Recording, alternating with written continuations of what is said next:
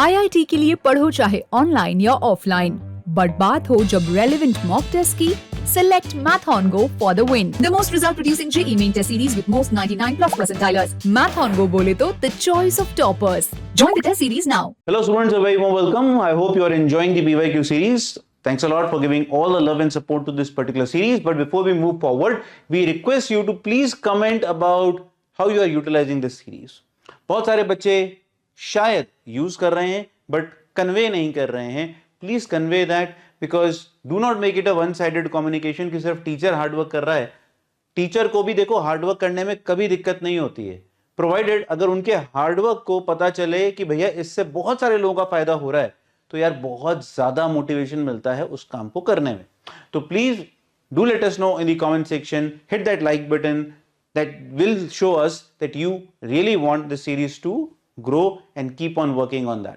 ठीक है, चलिए. सो आज हम चैप्टर करेंगे डिफरेंशियल इक्वेशन. अगले 3 दिन हम डिफरेंशियल इक्वेशन करेंगे. One of the very easy, बहुत इजी तो नहीं, मतलब कैलकुलेटिव हो जाता है कई बार, बट स्कोरिंग टॉपिक है ना. स्कोरिंग वर्ड चमकना चाहिए कान में. मैथ्स में स्कोरिंग अपॉर्चुनिटी बड़ी कम मिलती है हम लोगों को. तो हम सीखेंगे 2024 में क्या हुआ, 23 में क्या हुआ, 22 में क्या हुआ.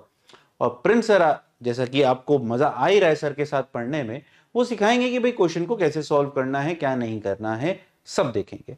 And if you are looking for PDF slides of the session, they are available in the link in the description box. Plus I would again request, start taking mocks. Mocks देना बहुत बहुत बहुत जरूरी है.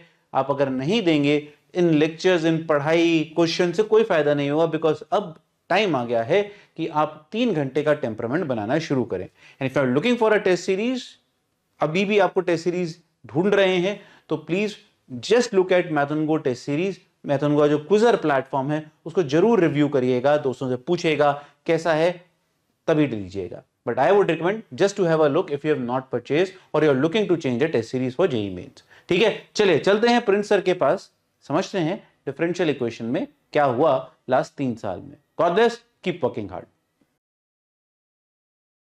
Hello everyone, welcome to the top PYQ session of differential equations, and today we are going to discuss the top questions from JEE Main 2024. अब differential equation एक बड़ा important topic है जेईई मेन के लिए, कोई डाउट नहीं है इसमें. और अगर मैं 2024 की बात करूं स्पेसिफिकली, तो अराउंड 1.5 क्वेश्चन पूछे गए हैं इन एवरी शिफ्ट. तो मतलब किसी शिफ्ट में 1 क्वेश्चन आया होगा, किसी में 2 क्वेश्चंस भी आए होंगे. सो काफी बड़ा नंबर होता है 2 क्वेश्चन, तो मतलब 8 मार्क्स का पेपर आ गया इसी एक चैप्टर में से, राइट. तो इंपॉर्टेंट चैप्टर तो है, कोई डाउट नहीं है. और काफी बार क्या होता है ना, डिफरेंशियल इक्वेशन के क्वेश्चन को दूसरे चैप्टर के साथ मिक्स करके पूछ लेते हैं. जैसे एग्जांपल के लिए डिफरेंशियल इक्वेशन प्लस एरिया के क्वेश्चन को मिक्स कर देंगे. कई बार डिफरेंशियल इक्वेशन और डेफिनेट को मिक्स कर देंगे कि भाई डेफिनेट का क्वेश्चन होगा, उसमें मैं लीबनिज रूल लगाऊंगा तो वो अल्टीमेटली डिफरेंशियल इक्वेशन में कन्वर्ट हो जाएगा. लिमिट्स में भी ऐसा होता है कि तुम लिमिट्स में एलएच रूल लगाते हो, ऊपर नीचे डिफरेंशिएट करते हो, अल्टीमेटली वो डिफरेंशियल इक्वेशन में कन्वर्ट हो जाता है.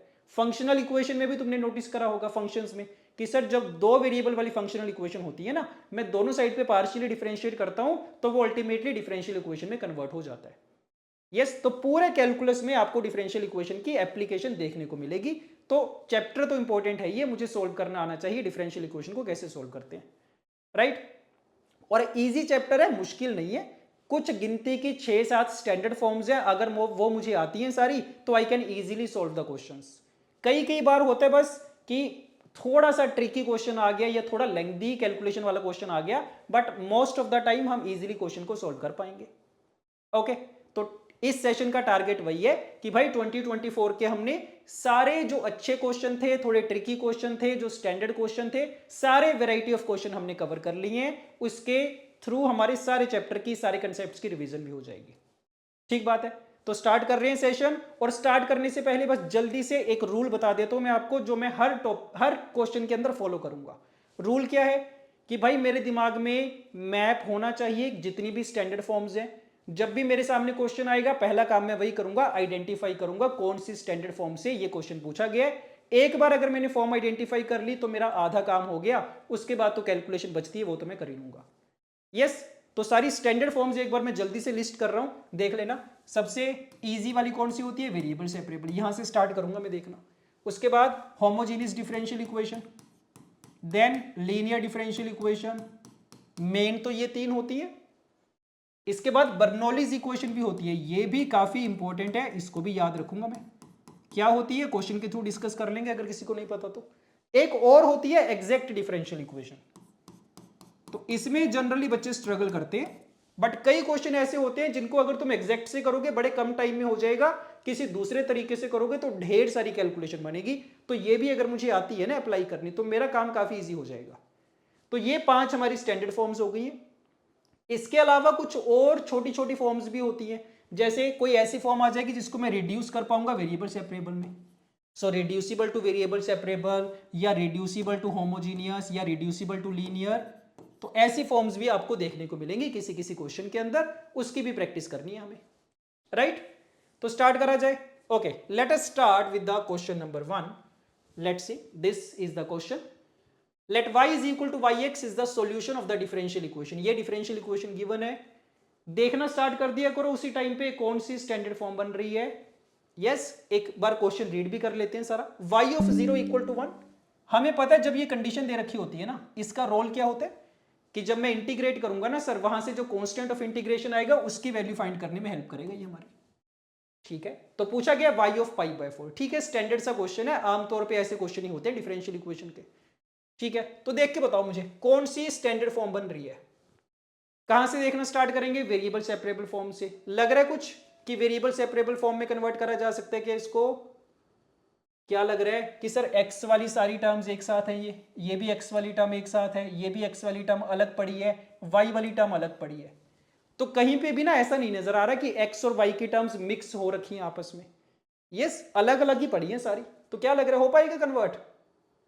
हाँ, हो जाएगा सर, वेरिएबल सेपरेबल बन जाएगी। दिख रहा है कि इस सारे को अगर मैं राइट हैंड साइड पे शिफ्ट कर दूंगा तो x वाली सारी टर्म्स को इस तरफ भेज देंगे, y वाली टर्म को इस तरफ भेज देंगे, बन गई वेरिएबल सेपरेबल। बस आधा काम हो गया हमारा, आइडेंटिफाई कर लिया हमने।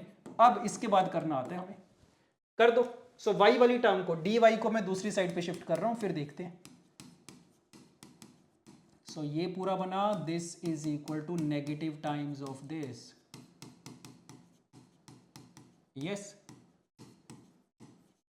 कर देते हैं। x वाली सारी टर्म्स को dx की तरफ भेजना है मुझे, y वाली सारी टर्म्स को dy की तरफ।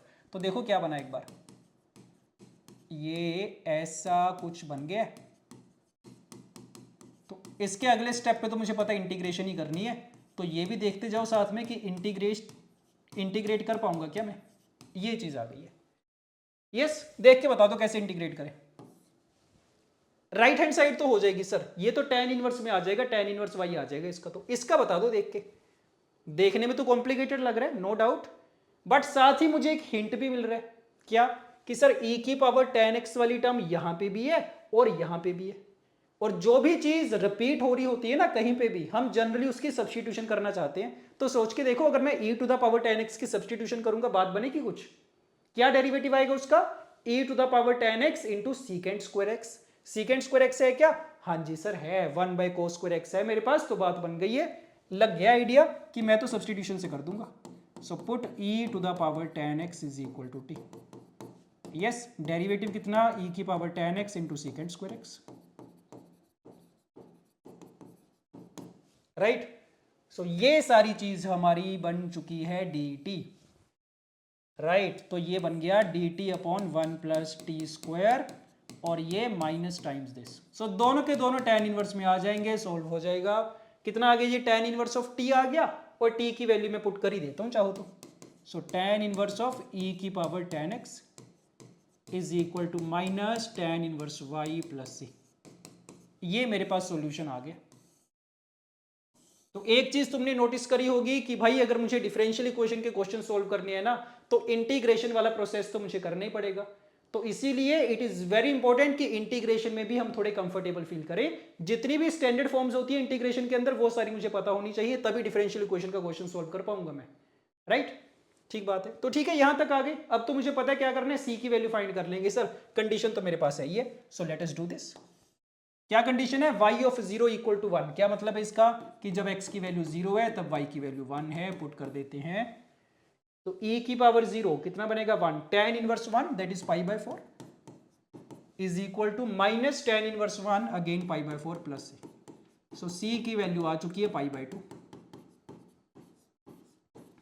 राइट।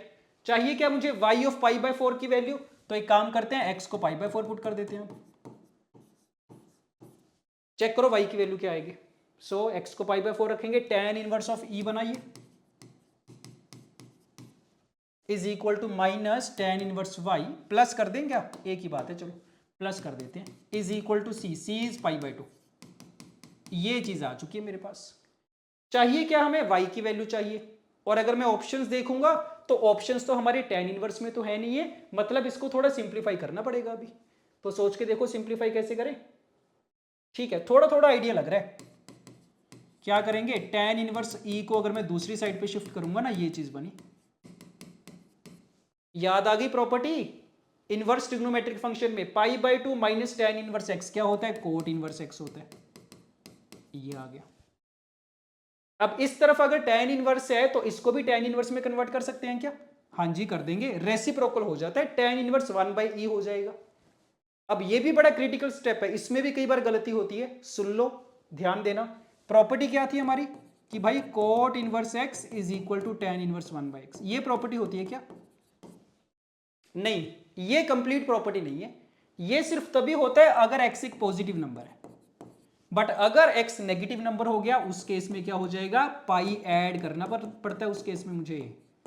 ये कंप्लीट प्रॉपर्टी है, याद रखना इसको। तो जब भी कोट इनवर्स को tan इनवर्स में कन्वर्ट करोगे चेक कर लिया करो अंदर वाली चीज पॉजिटिव है क्या नेगेटिव है। ये तो चलो पॉजिटिव है, अगर तुम डायरेक्टली भी कर दोगे कोई गलती होगी नहीं, बट मुझे पता होना चाहिए। तो tan inverse y is equal to tan inverse 1 by e बन गया, y की वैल्यू कितनी आ गई, 1 बाई e आ गई। क्वेश्चन हमारा कंप्लीट हो गया। चेक कर लो ऑप्शंस, 1 बाई e गिवन है क्या, हाँ जी, option 3 would be correct. Done. तो इजी क्वेश्चन था, वेरिएबल सेपरेबल फॉर्म के ऊपर पूछा गया था directly. Okay, coming to the next question, let's see. Let y is equal to yx is the solution of the differential equation. ये differential equation है, देखना स्टार्ट कर दो, कोई स्टैंडर्ड फॉर्म बन रही है क्या। ये कंडीशन तो मुझे पता है, यहां से c की वैल्यू आएगी, आगे देख लेते हैं। Let the maximum and minimum values of the function. अच्छा, जो फंक्शन हम फाइंड करेंगे ना यहां से सॉल्व करके, उसकी मैक्सिमम और मिनिमम वैल्यूज पूछी गई है in the given interval alpha and beta respectively. ठीक है, दो पार्ट्स में पूछा गया क्वेश्चन। पहले डिफरेंशियल इक्वेशन को सॉल्व करूंगा मैं, उसके बाद उसकी मैक्सिमम और मिनिमम वैल्यू फाइंड करूंगा, रेंज फाइंड करूंगा। तो रेंज रूंज तो फाइंड करनी आती है मुझे, कोई चक्कर नहीं है उसका, तो बस ये सॉल्व करने की ट्राई करते हैं। बताओ देख के कौन सी स्टैंडर्ड फॉर्म बन रही है कुछ। वेरिएबल सेपरेबल से देखना स्टार्ट करूंगा मैं, वेरिएबल सेपरेबल है क्या, tell me. So variable separable तो नहीं है सर, एक्स और वाई एक दूसरे के अंदर घुसे हुए हैं तो सेपरेट तो नहीं कर पाएंगे। होमोजीनियस बन रही है क्या, होमोजीनियस भी नहीं बन रही। और लीनियर बन रही है क्या, लीनियर भी नहीं बन पाएगी सर। और बर्नौलीज भी नहीं बन रही। एग्जैक्ट का कुछ आइडिया लगता नहीं है हमें देख के, एग्जैक्ट तो बिल्कुल लास्ट के लिए छोड़ देंगे, अगर कुछ नहीं समझ में आएगा फिर एग्जैक्ट के बारे में सोच के देखा जाएगा। तो देखो इनमें से तो कुछ नहीं बात बन रही। अब जो रिड्यूसिबल वाली फॉर्म्स होती हैं वो मुझे याद होनी चाहिए कि कौन सी फॉर्म होती है जिसको मैं रिड्यूस कर सकता हूं वेरिएबल सेपरेबल में, बता सकते हो। रिड्यूसिबल टू वेरिएबल सेपरेबल कौन सी होती है, ऐसे देखो इसको ऐसे याद रखूंगा मैं, dy by d x is equal to function of a x plus b y plus c, ये होती है कि भाई अगर dy by d x equal to में x और y का लीनियर फंक्शन है ना, तो मैं क्या करूंगा उसको वेरिएबल सेपरेबल में रिड्यूस कर सकता हूं। यस, जैसे एग्जांपल के लिए मान लो dy by d x is equal to sine of x plus y minus 2 आ गया। कैसे सोल्व करोगे, क्या करेंगे सर, इसको टी पुट कर देंगे, जो भी लीनियर फंक्शन होते हैं उसको टी पुट कर दिया जाता है, then it will be converted to the variable separable form. तो ऐसे याद रखेंगे। अब देख के बताओ ये वाली जो फॉर्म है dy बाई डी एक्स, क्या लिखा है ये, चेक करो एक बार। This is equal to this, लग रहा है ये x और y का लीनियर फंक्शन दिख रहा है क्या ये, हाँ जी सर, x और y का लीनियर फंक्शन ही तो है। Yes, x plus y plus 2 है, तो बन गई बात, पता चल गया ये वाला फॉर्मेट है, रिड्यूसिबल टू वेरिएबल सेपरेबल है। क्या करूंगा मैं, x प्लस वाई प्लस 2 को टी पुट कर दूंगा, कब बात बन जाएगी। तो एक और फॉर्म को ऐड कर लो अपनी लिस्ट के अंदर जिसको मैं याद रखूंगा। और जैसे इंटीग्रेशन में होता था, डिफरेंशियल इक्वेशंस में भी जब भी तुम सब्स्टिट्यूशन करोगे उसके इमीडिएट बाद तुम्हें डिफरेंशिएशन करनी पड़ेगी। तो x के रिस्पेक्ट में डिफरेंशिएट कर रहा हूं मैं, क्या बन गया 1 plus dy by d x is equal to dt by d x. कर दो, इसमें वैल्यूज पुट करो, देखो क्या बन गया। So dy by d x बना हमारा dt by d x minus 1, yes, is equal to में t का स्क्वायर। इतना ज्यादा इजी हो गया ये तो, और क्या चाहिए हमें, 1 प्लस टी स्क्वायर। बन गई ना वेरिएबल सेपरेबल, यस, बिल्कुल सही बात है। तो 1 प्लस टी स्क्वायर को नीचे शिफ्ट कर दूंगा मैं, इंटीग्रेशन कर दूंगा, आंसर आ जाएगा, यस, ये बन गया tan inverse of t। Right hand side पे t की वैल्यू पुट कर ही देते हैं, चलो, x प्लस वाई प्लस 2 था, और x की इंटीग्रेशन क्या, x प्लस सी। अगेन c की वैल्यू फाइंड कर लेते हैं, क्वेश्चन सोल्व हो जाएगा। क्या कंडीशन थी मेरे पास, y 0 is equal to minus 2, तो जब x की वैल्यू 0 है तब y की वैल्यू माइनस 2 है। क्या बनेगा, tan इनवर्स 0 बन गया, ये तो c की वैल्यू 0 आ गई है, और भी अच्छा हो गया ये तो। तो सॉल्यूशन क्या है हमारे पास, tan inverse of this is equal to x, ये सॉल्यूशन आ गया। और हमें क्या गिवन था ना, हमें मैक्सिमम या मिनिमम वैल्यू किसकी चाहिए, y as a function of x।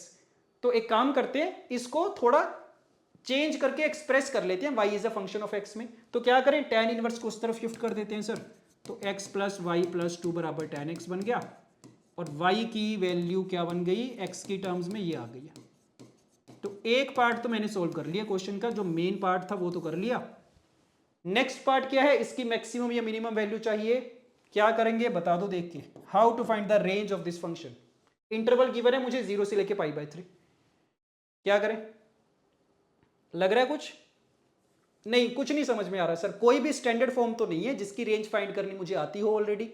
तो अगर कुछ नहीं समझ में आ रहा तो हमेशा क्या करेंगे, ए ओ डी की हेल्प लेंगे, डिफरेंशिएट करके देख लेंगे, और कुछ नहीं समझ में आ रहा तो एक चीज याद रखो, हमेशा जब भी किसी फंक्शन की रेंज फाइंड करनी हो, अगर कोई ऑप्शन नहीं है मेरे पास, मैं डिफरेंशिएट कर दूंगा।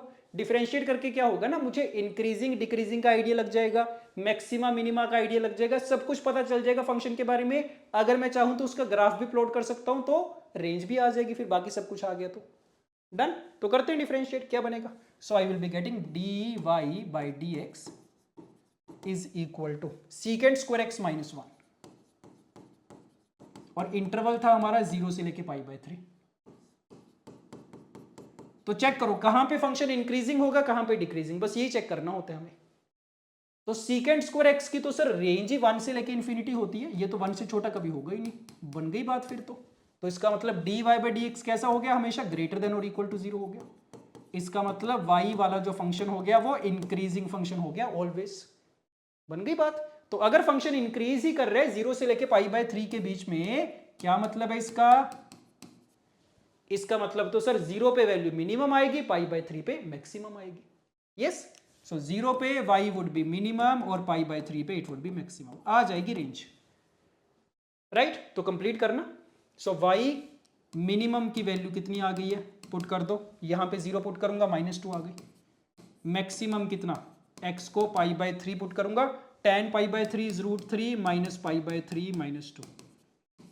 रेंज आ चुकी है मेरे पास, मिनिमम और मैक्सिमम वैल्यूज आ चुकी है। क्या पूछा गया था, maximum and minimum values are alpha and beta respectively, तो इसका नाम हो गया अल्फा, इसका नाम हो गया beta. If 3 alpha plus pi whole square, ये सारा मैं आपके ऊपर छोड़ रहा हूं, कैलकुलेशन वाला पार्ट करना, इसमें अल्फा बीटा की वैल्यू पुट करना, इस वाले फॉर्मेट में आएगा, देख लेना गामा और डेल्टा क्या आ रहा है। यस, तो कैलकुलेशन कंप्लीट करना, आंसर मैं आपको बता रहा हूं 31 आएगा, वेरीफाई कर लेना। ओके डन, ठीक बात है। Coming to the next question, let's see, if the solution curve of the differential equation, ये डिफरेंशियल इक्वेशन है, कोई लग रहा है स्टैंडर्ड फॉर्म जैसी चीज, नहीं लग रही, चलो देखते हैं, अभी वेट करो।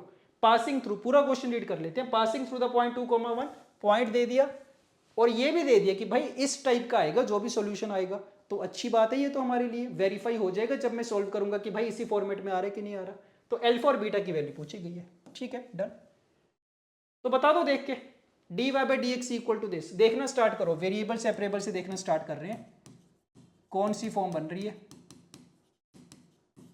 कुछ आइडिया। वेरिएबल सेपरेबल तो नहीं बनेगी सर, एक्स और वाई वाली टर्म्स एक साथ आ रखी हैं, ठीक बात है। अच्छा, और होमोजीनियस भी नहीं बन रही, क्यों, अगर ये -2 यहाँ पे ना होता ना, फिर तो बन जाता कि भाई ऊपर भी 1 डिग्री का होमोजीनियस फंक्शन है, नीचे भी, बट अब तो ये होमोजीनियस भी नहीं बन रही। लीनियर डिफरेंशियल इक्वेशन बन सकती है क्या? लीनियर वाला भी कुछ नहीं फीलिंग आ रही सर, लीनियर वाला भी नहीं लग रहा, ये तो बर्नौलीज भी नहीं लग रहा, एग्जैक्ट के बारे में तो भी सोचते ही नहीं है। तो जो हमारी मेन टाइप्स थी ना, variable, homogeneous, linear differential equation and Bernoulli's equation, उनमें किसी को नहीं सेटिस्फाई कर रहा। दूसरा स्टेप क्या होता है? रिड्यूसिबल वाली। तो चेक करो, रिड्यूसिबल टू वेरिएबल सेपरेबल, ये बन रही है क्या? नहीं, ये भी नहीं बन रही। देखो अगर ऐसा होता ना कि x plus y minus 2 upon x plus y होता, फिर तो बन जाती वेरिएबल सेपरेबल वाली, फिर तो मैं x प्लस वाई को टी पुट कर देता, x और y का फंक्शन है ये लीनियर फंक्शन, फिर तो बात बन जाती। बट इसमें यहां पे x माइनस वाई आ गया, तो रिड्यूसिबल टू वेरिएबल सेपरेबल भी नहीं बनेगी। रिड्यूसिबल टू होमोजीनियस बनेगी क्या? हाँ, ये बन जाएगी सर, अगर मुझे स्टैंडर्ड फॉर्म याद है। क्या स्टैंडर्ड फॉर्म होती है रिड्यूसिबल टू होमोजीनियस की? देखो ध्यान से, d y by d x is equal to x और वाई का लीनियर फंक्शन ऊपर भी, एक्स और वाई का लीनियर फंक्शन नीचे भी, एग्जैक्टली यही होती है। तो जब भी मेरे पास ऐसी डिफरेंशियल इक्वेशन आएगी, ऊपर एक्स वाई का लीनियर फंक्शन, नीचे एक्स वाई का लीनियर फंक्शन, इसको मैं होमोजीनियस में कन्वर्ट कर सकता हूं। तो यस, उसी वाले फॉर्मेट की तो है। अब कन्वर्ट कैसे करना है इसको होमोजीनियस से, तो वो देख लेते हैं एक बार, इसी क्वेश्चन के थ्रू सीखते हैं। देखना ध्यान से, क्या करूंगा मैं, ये दोनों इक्वेशंस लूंगा मैं, ऊपर वाली और नीचे वाली, इनको अलग से लिख लेते हैं कि भाई this is the first equation and this is the second equation. So basically इनको मैं स्ट्रेट लाइंस की तरह एज्यूम कर रहा हूं कि ये भी एक स्ट्रेट लाइन की इक्वेशन है, ये भी स्ट्रेट लाइन की इक्वेशन। इन दोनों को मैं सोल्व कर लूंगा, दो वेरिएबल है, दो इक्वेशंस है। चेक करो क्या वैल्यूज आएंगी, डायरेक्टली देख के पता चल रहा है सर 1,1 आ जाएगा। सो x इज इक्वल टू 1 आ गया, y इज इक्वल टू 1 आ गया। अब क्या करेंगे, अब देखना बड़े ध्यान से, x equal to 1, y equal to 1 का मतलब क्या, इसको मैं ऐसे लिख देता हूं, यहां पे कंफ्यूजन होती है बच्चों को। सो x माइनस 1 इक्वल टू 0 लिख दिया, इसको मैंने लिख दिया y माइनस 1 इक्वल टू 0। अब ये वाला जो पार्ट है ना, x माइनस 1 वाला और y माइनस 1 वाला, इसकी सब्सटीट्यूशन करते होते हैं हमेशा। तो पहले मैंने दोनों का पॉइंट ऑफ इंटरसेक्शन फाइंड करा, यहां से x इक्वल टू 1 आया, y इक्वल टू 1 आया। कंफ्यूजन से बचने के लिए मैं इस तरीके से लिख के दिखा रहा हूं आपको कि भाई जो भी आएगा उसको इस वाले फॉर्मेट में लिखूंगा, इसका जो लेफ्ट हैंड साइड वाला पार्ट होगा, इसका लेफ्ट हैंड साइड, इसके सब्सटीट्यूशन करूंगा, इसको मान लेंगे कैपिटल X, इसको मान लेंगे कैपिटल Y। तो जो स्ट्रेट लाइन में शिफ्टिंग ऑफ ओरिजिन का कंसेप्ट होता है ना, बेसिकली वही चल रहा है। बट उसमें अगर नहीं भी घुसना चाह रहे कोई बात नहीं, ऐसे याद रख सकते हैं इसको। अब देखना ध्यान से, क्या हुआ कि सर कैपिटल X की वैल्यू x माइनस 1 है, कैपिटल Y की वैल्यू y माइनस 1 है, सब्सटीट्यूशन कर दी। बट अगर सब्सटीट्यूशन करिए तो मुझे क्या करना पड़ेगा, डिफरेंशिएट भी करना पड़ेगा। यस, तो अगर मैं इसको x के रिस्पेक्ट में डिफरेंशिएट करूंगा ना, ये ऐसे बनेगा dx is equal to dx, बड़े वाले x का डेरिवेटिव इज इक्वल टू छोटे वाले का। इसमें दोनों साइड पे अगर मैं y के रिस्पेक्ट में डिफरेंशिएट करूंगा, dy is equal to dy, ऐसे बनेगा। यस, और ओरिजिनल डिफरेंशियल इक्वेशन में मेरे पास dy बाई dx था, तो अगर इन दोनों को डिवाइड कर दें तो what I am getting is कि dy by dx is equal to d capital y by capital x। तो ये स्टेप्स एक बार देखते जाओ, हमेशा यही काम करेंगे जब भी ऐसी सिचुएशन आएगी। सब्सटीट्यूशन कर दी, सब्सटीट्यूशन करने के बाद हमेशा आपको यही चीज मिलेगी कि भाई छोटे वाला dy by dx is equal to बड़े वाला dy बाई dx। तो हो गया काम, यहां पे सब्सटीट्यूशन कर रहा हूं मैं।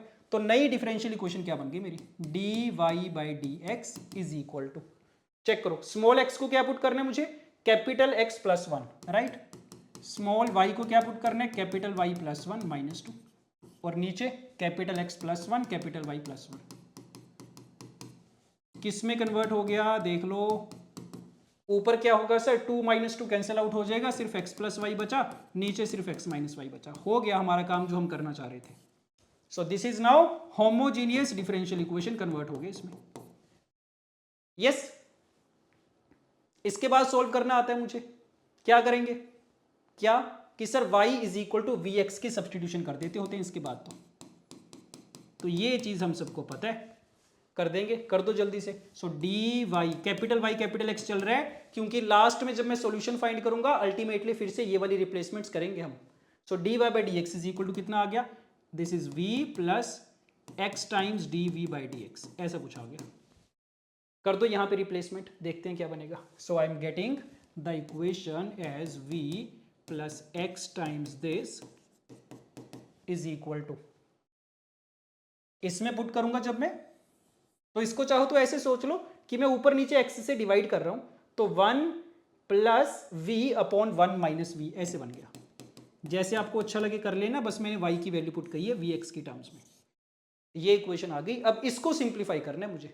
यस, क्या करें, v वाली टर्म्स को उस तरफ ले जाते हैं. So what are we getting is v plus x times this, बड़ा x चल रहा है, सो सॉरी, v को मुझे दूसरी तरफ लेके जाना था ना. So we are getting x times d v by d x is equal to 1 plus v upon 1 minus v minus v. LCM ले ले, क्या बनेगा एलसीएम लेके, कैलकुलेशन ध्यान से करना थोड़ा. 1 plus v minus v cancel out हो गया, 1 प्लस वी स्क्वायर बन गया शायद, ये वेरिएबल सेपरेबल फॉर्म बन गई. तो पता ही था ये तो सर हमें कि जब भी होमोजीनियस में मैं ये वाली सब्स्टिट्यूशन करता हूं ना, हमेशा वेरिएबल सेपरेबल में कन्वर्ट हो जाता है वो. ठीक बात है, तो कर दो, सारे वेरिएबल एक तरफ ले आओ. So 1 minus v upon 1 plus v square d v is equal to d x by x. Integration कर देंगे. लेफ्ट वाले की इंटीग्रेशन बताओ कैसे करें. क्या बन रहा है, ऊपर लीनियर है सर, नीचे क्वाड्रेटिक है. क्या कर सकते हैं, कोशिश कर सकते हैं कि ऊपर इसका डेरिवेटिव बन जाए. नहीं तो मुझे दिख भी रहा है कि मैं तो सेपरेट भी कर सकता हूं इसको. नहीं कि 1 अपॉन 1 प्लस वी स्क्वायर अलग कर लेते हैं और ये अलग कर लेते हैं. राइट हैंड साइड पे तो ln में आ जाएगा, ln of mode of x. ये भी ध्यान रखना हमेशा कि 1 बाई एक्स की इंटीग्रेशन ना मैं कभी भी ln x नहीं लिखूंगा, ln मोड x लिखूंगा. So always use the modulus. कई क्वेश्चंस ऐसे होंगे जिसमें अगर तुम मॉडुलस नहीं लगाओगे क्वेश्चन गलत हो जाएगा पूरे का पूरा. यस, ठीक बात है. करो सिंप्लीफाई आगे. 1 अपॉन 1 प्लस वी स्क्वायर की integration tan inverse of v.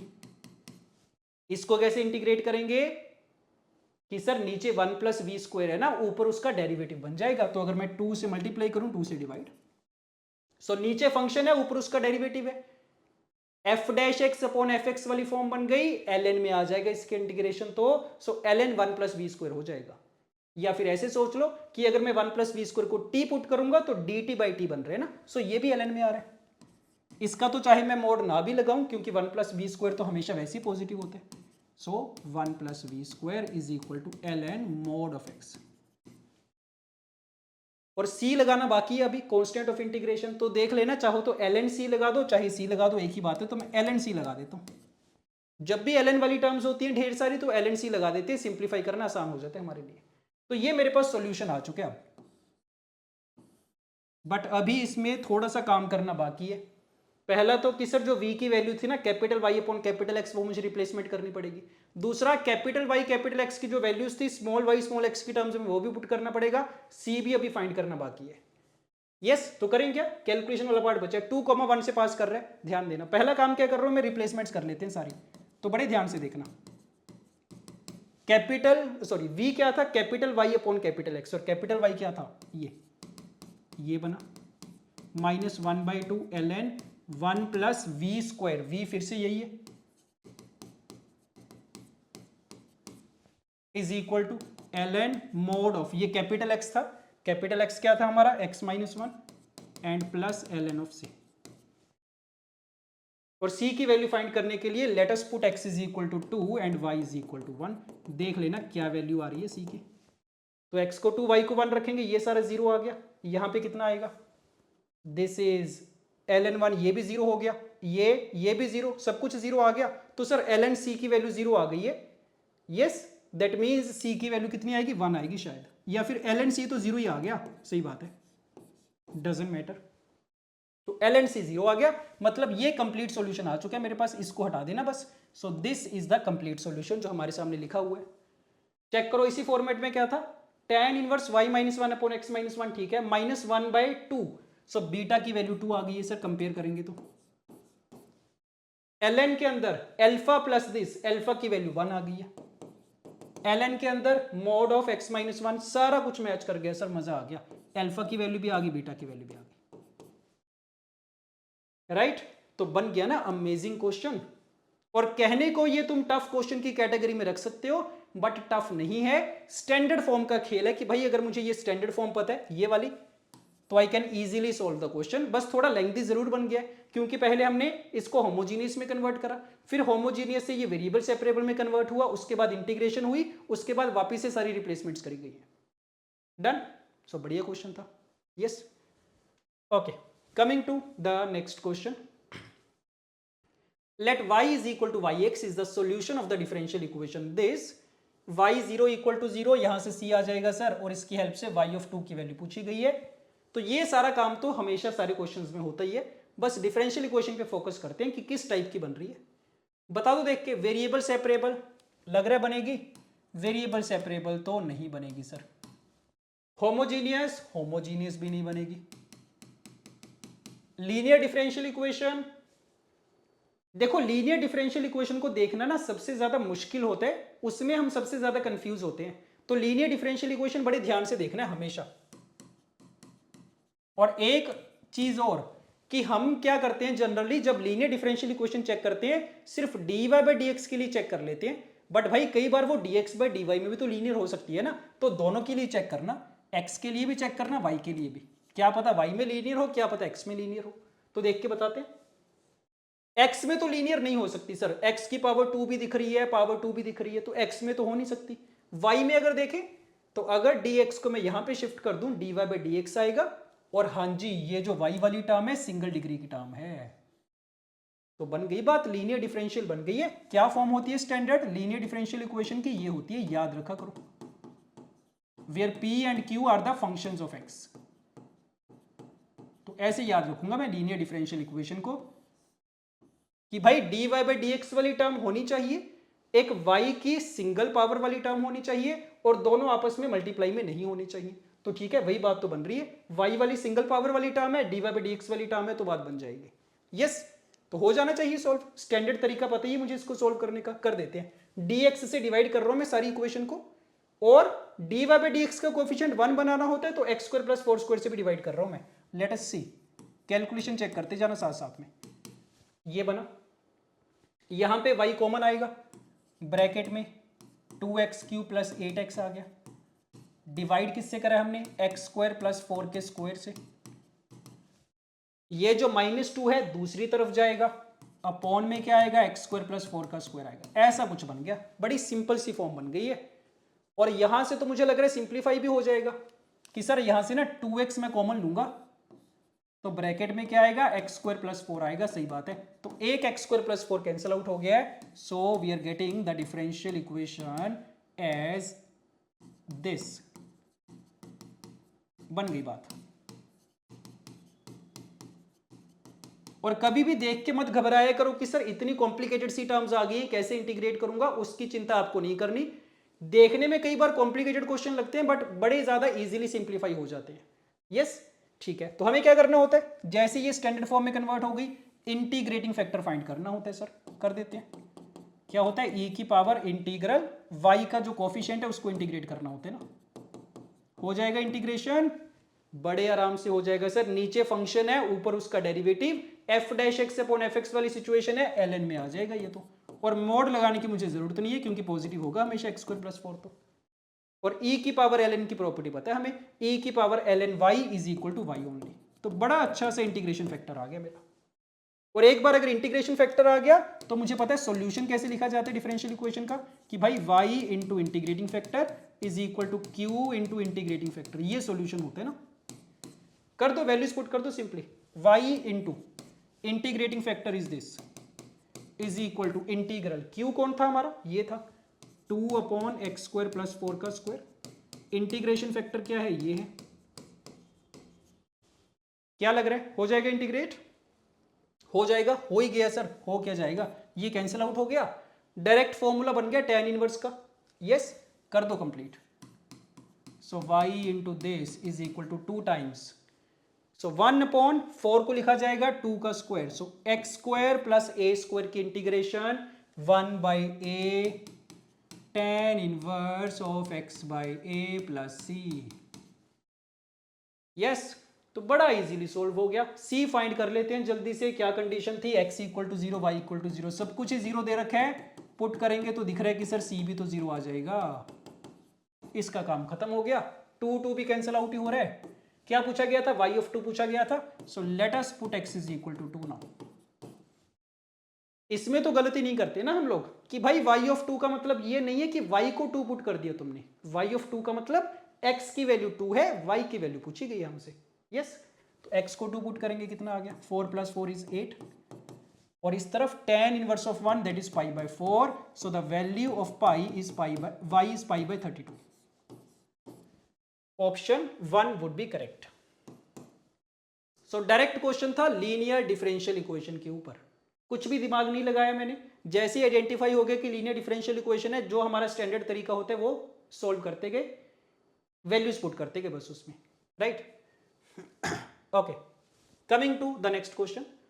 Late y is equal to yx is the solution of the differential equation this. देखते हैं, चलो अभी वापस आके x का इंटरवल दे रखा है। जिसमें भी ऐसा इंटरवल होता है ध्यान रखा करो, कहां पे जरूरत पड़ जाए कुछ नहीं पता। सेटिस्फाइंग द कंडीशन, यहां से c आ जाएगा। y π/3 की वैल्यू पूछी गई है। तो देखो, ध्यान से देखो, वेरिएबल सेपरेबल फॉर्म बन रही है क्या? वेरिएबल सेपरेबल तो कहीं से नहीं बन रही सर। होमोजेनियस कहीं से भी नहीं बन रही। लीनियर x या y में क्या लग रहा है? x में तो नहीं बनेगी, ट्रिग्नोमेट्रिक फंक्शंस आगे। y में बन सकती है क्या? y में बन गई है सर। dy/dx वाली टर्म है और y की सिंगल पावर वाली टर्म है। So clearly it is a linear differential equation in y। कर दें सोल्व? कर देते हैं। बस मैं क्या करना चाहूंगा ना, पहले थोड़ा सिंप्लीफाई करना चाहूंगा, क्योंकि भाई साइन भी चल रहा है, टेन भी चल रहा है, सीकेंड भी चल रहा है, सबको साइन कोस में कन्वर्ट कर देते हैं, देखना हमारे लिए थोड़ा आसान हो जाएगा। बाद में लीनियर डिफरेंशियल इक्वेशन की तरह सोल्व करेंगे इसको। कर दो सोल्व, सिंप्लीफाई कर दो। टेन को लिखा जाएगा साइन अपॉन कोस, तो कोस से मल्टीप्लाई कर देते हैं ऊपर और नीचे। So this will become sine plus y cos x,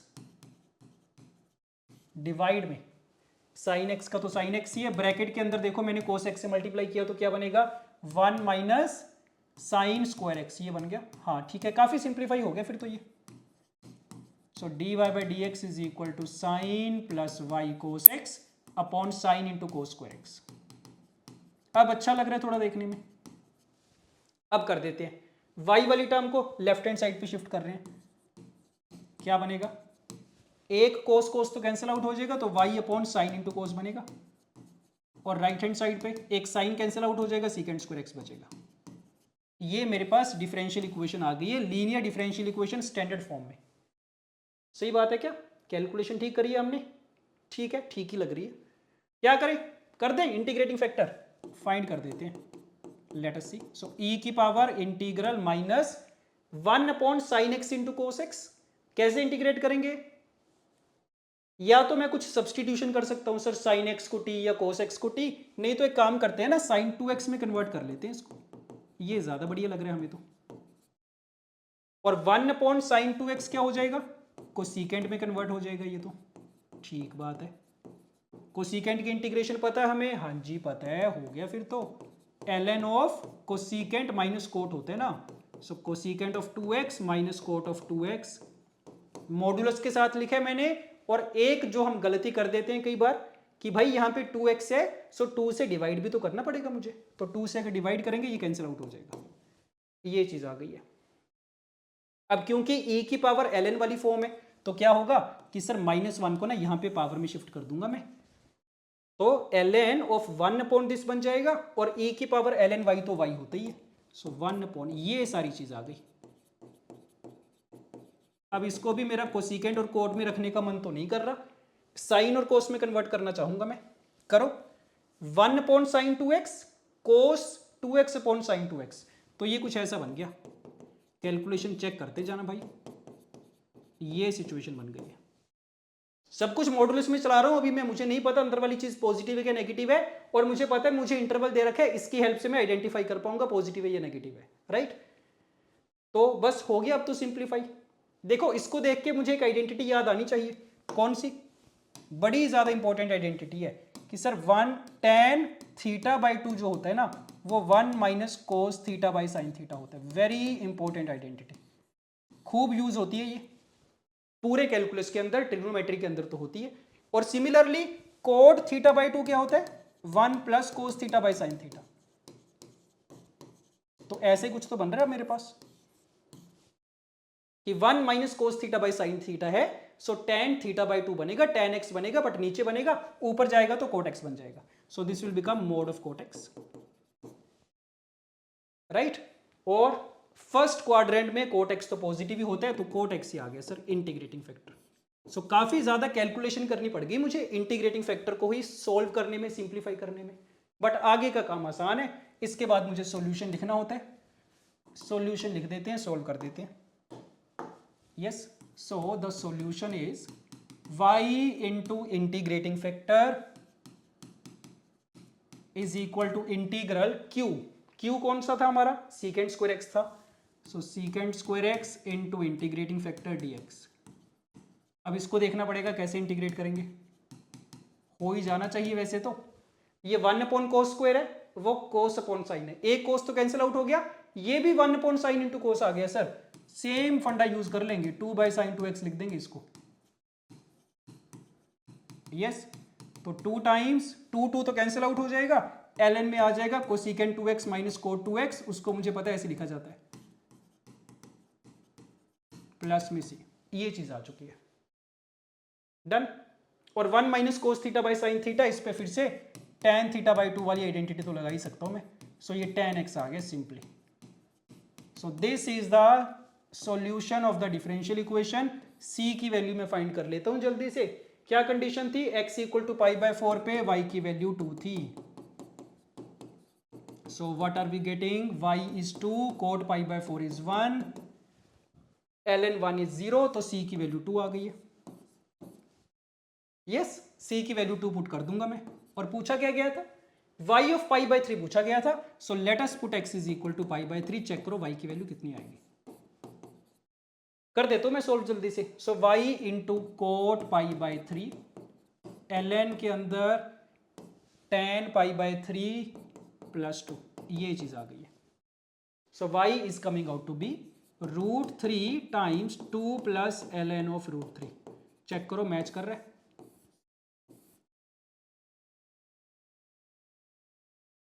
हाँ जी, ऑप्शन 1 मैच कर रहा है, राइट। ठीक है, बन गई बात। Again direct question on the linear differential equation.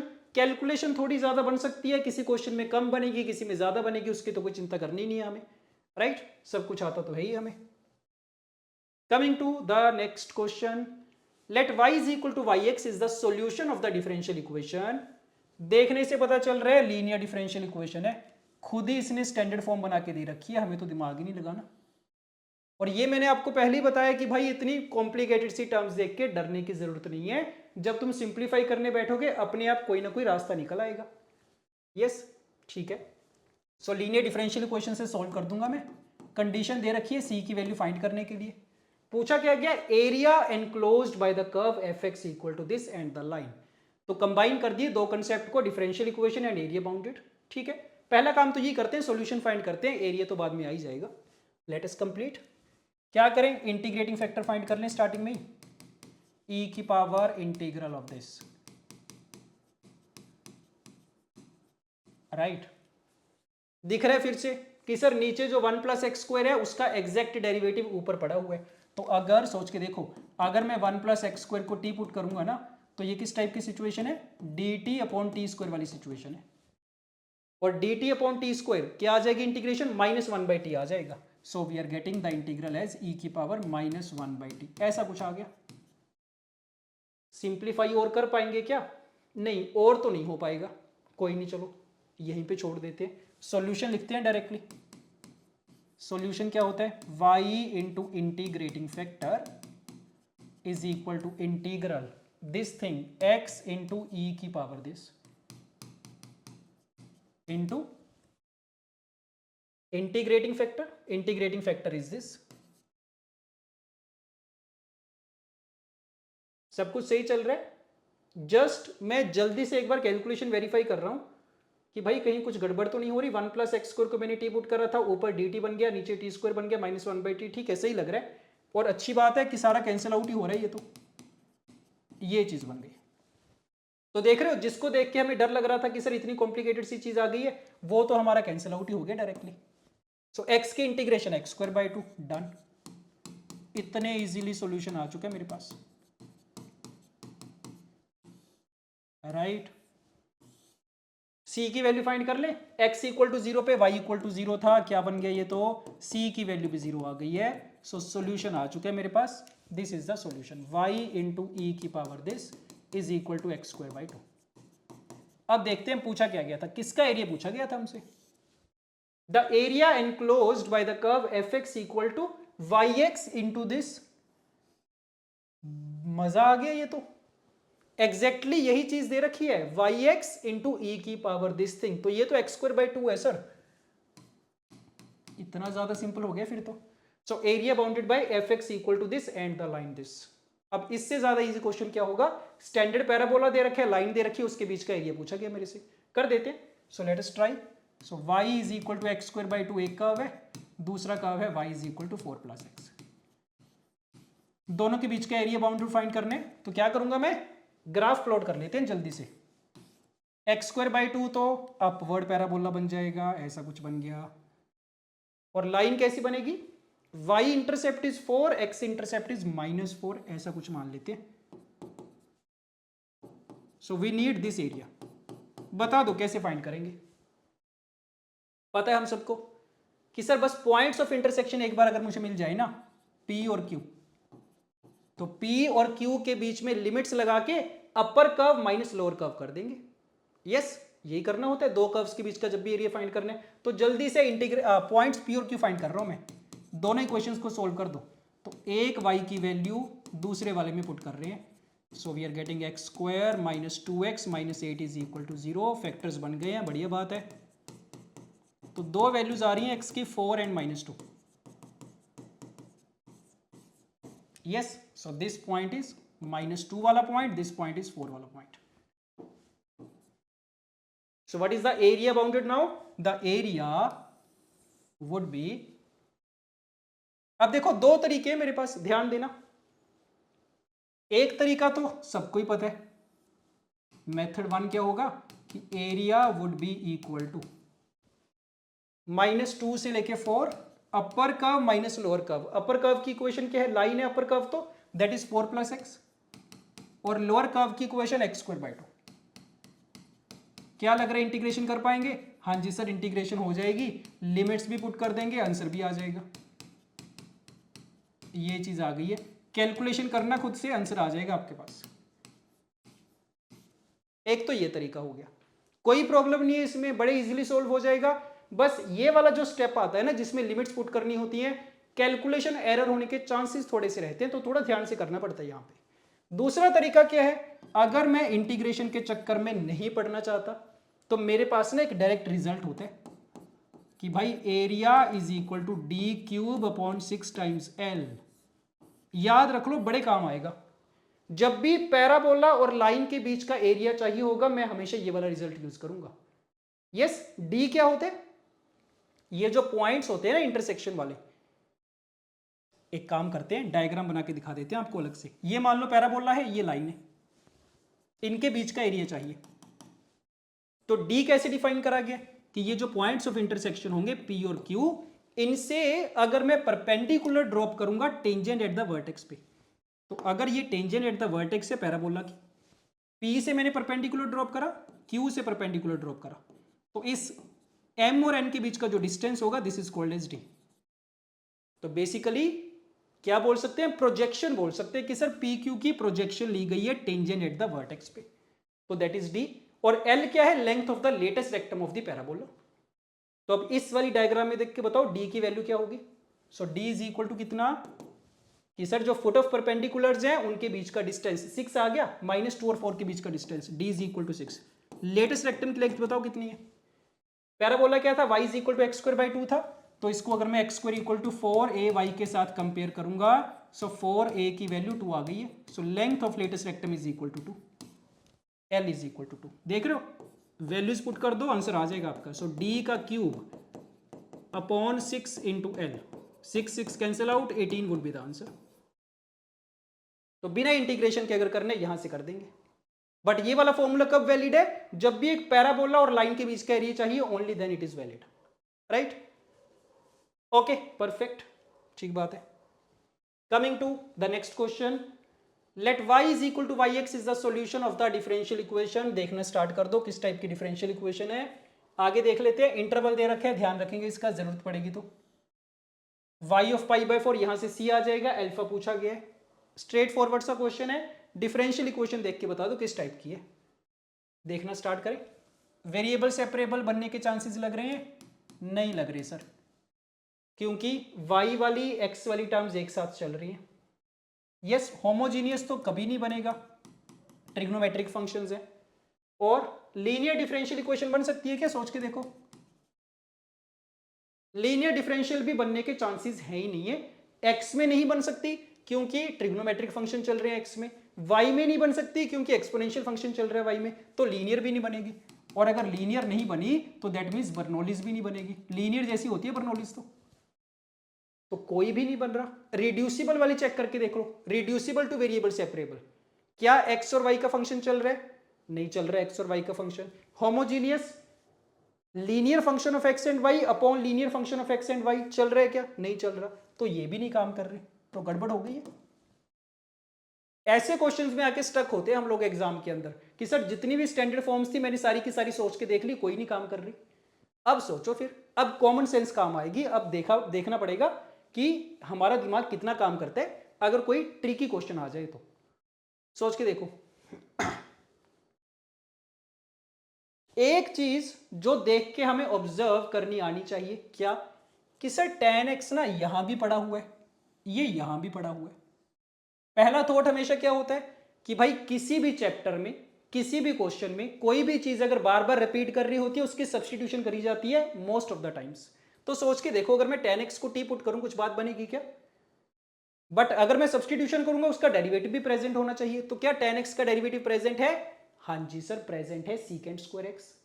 तो पहले स्टेप का मुझे हिंट मिल गया कि मैं सब्स्टिट्यूशन कर सकता हूं tan x की। आगे क्या होगा मुझे नहीं पता, अभी करें, कर देते हैं। चलो एक काम करते हैं, dy को भी यहां पे शिफ्ट कर देते हैं पहले। सो थोड़ा सा तो हिंट मिला, इतना हमारे लिए अभी काफी है क्वेश्चन को स्टार्ट करने के लिए। अभी आगे की चिंता नहीं करूंगा मैं। ये सिचुएशन है। So let us put tan x is equal to t, right? हाँ ठीक है, tan x को t पुट करा। सो सीकेंट स्क्वायर x किसके रिस्पेक्ट में डिफरेंशिएट कर देते हैं? dx बाई dy चल रहे हैं ना, y के रिस्पेक्ट में कर देते हैं। तो secant square dx by dy is equal to dt by dy, right? तो किसमें कन्वर्ट हो गई हमारी differential equation? So this becomes dt by dy plus में let us see e to the power 2y into t square plus t is equal to 0।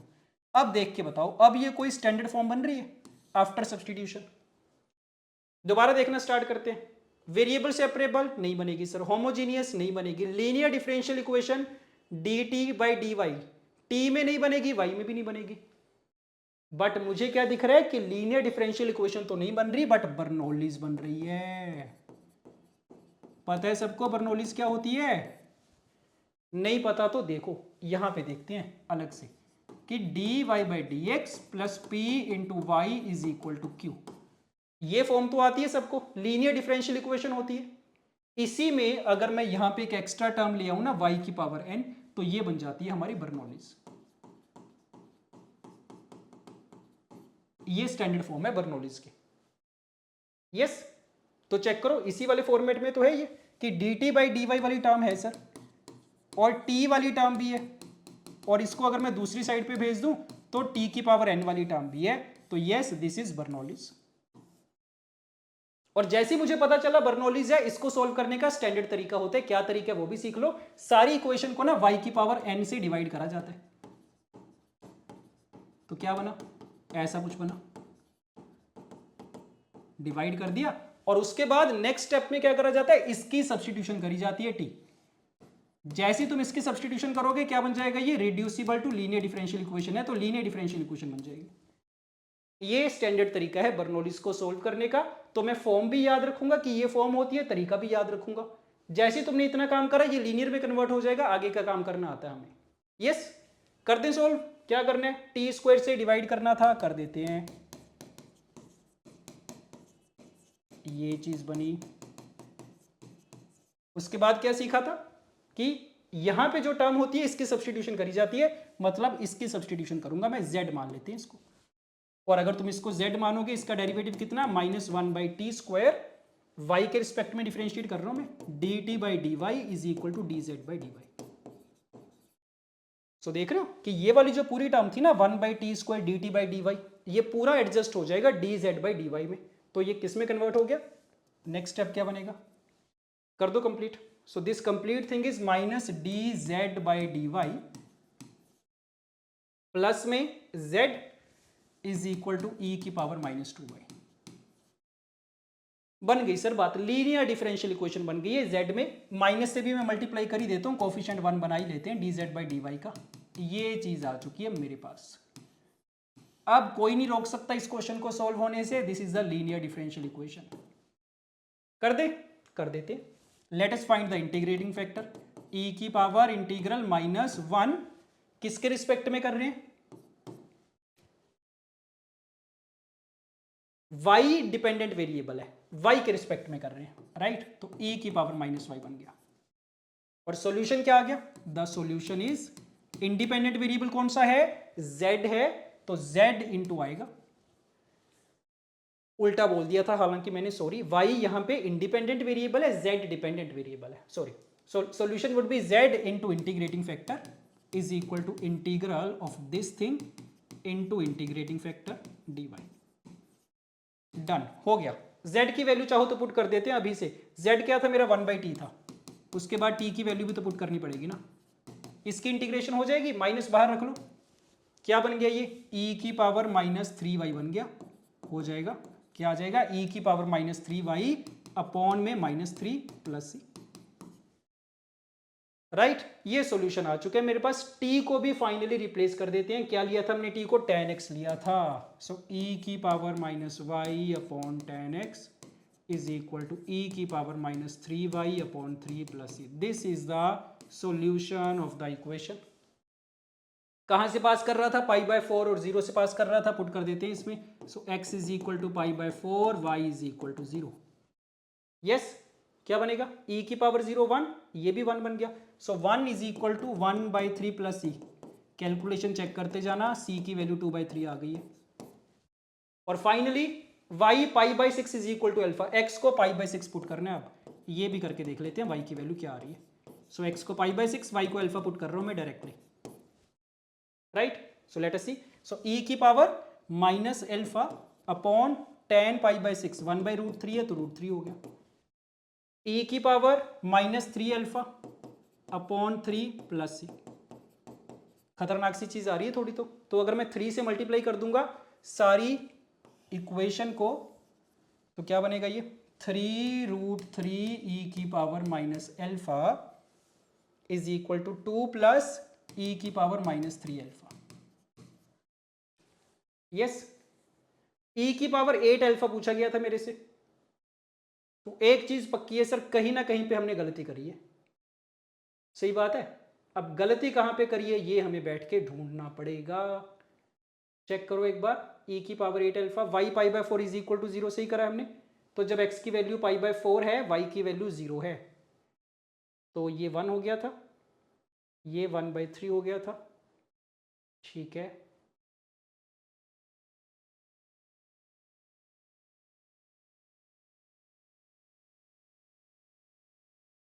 हाँ गलती समझ में आ गई है, सॉरी। क्या कि सर ये ना सारा e⁻2y चल रहा था, e⁻2y, e⁻2y, e⁻2y, यहां पे आते आते मैंने e⁻2 माइनस में 2y कर दिया, जबकि ये वाला माइनस यहां पे होना था। यस, ये सिचुएशन चल रही थी, -dz/dy, ये माइनस टाइम्स है, ये प्लस है। जब मैंने माइनस से मल्टीप्लाई करा ये प्लस हो गया, ऐसा चल रहा है ये। So sorry. So integrating factor तो यही आ रहा है, z into integrating factor is equal two plus times e⁻2y into e⁻−y। तो ये सिंपली e⁻y है, 3y नहीं है। So this is e की पावर y only. Yes.